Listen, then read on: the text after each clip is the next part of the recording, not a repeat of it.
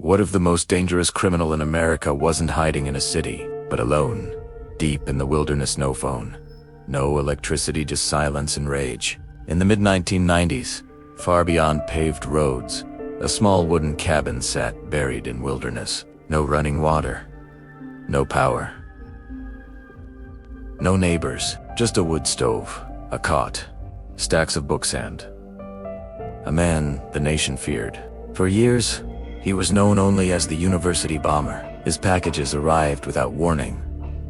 Universities, airlines, researchers, strangers with no obvious connection. No fingerprints, no DNA, no clear pattern anyone could prove. Each device was built with chilling patience. Each year, more refined, more lethal. He wasn't born a monster. He grew up as a quiet, exceptionally gifted child in a modest family. Teachers praised him. His parents pushed him forward. He skipped grades, aced classes, and entered an elite university, unusually young, brilliant, but painfully out of place. Among older, wealthier students, the air felt colder. He was judged for his clothes, mocked for his background, treated like he didn't belong. The genius who once felt unstoppable began to shrink inward.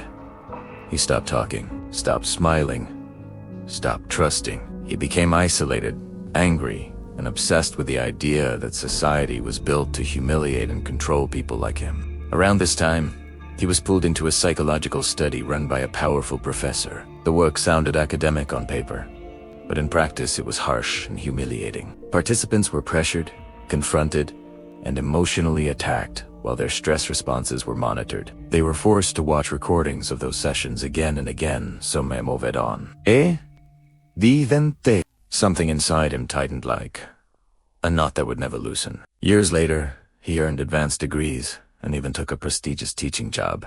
But then he walked away without warning. He told his family he wanted nothing to do with shaping the next generation of engineers. In his mind, technology wasn't progressed, was a machine that would swallow freedom, crush nature, and turn humans into obedient parts. So he disappeared into the wilderness and built a life of hard silence.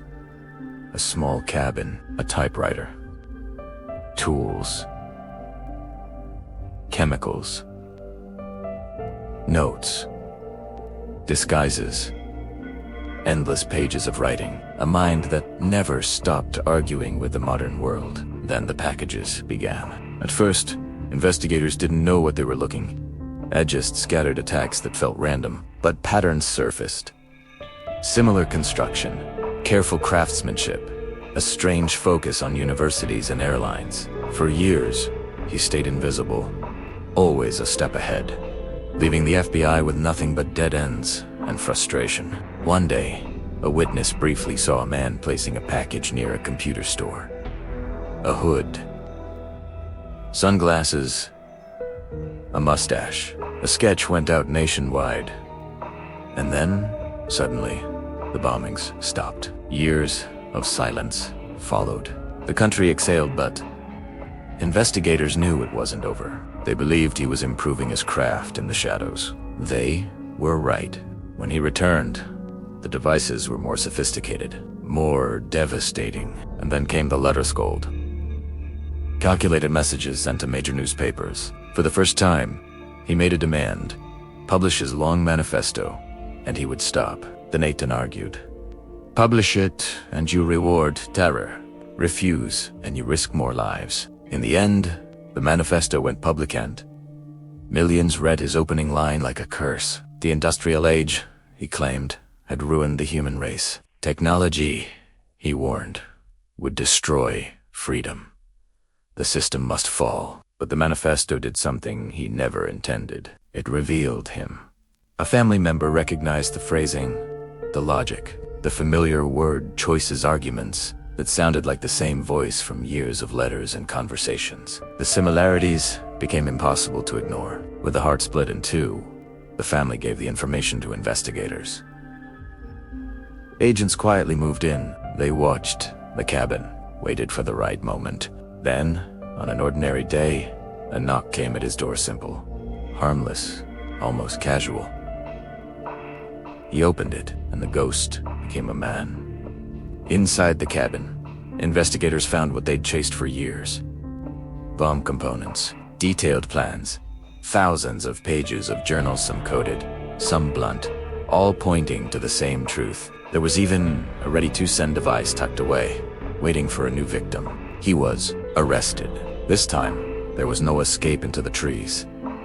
Later, he refused to be painted as insane. He didn't want sympathy. He wanted his actions to be seen as deliberate, an idea, a mission, a choice. He accepted a sentence that ensured he would never walk free again.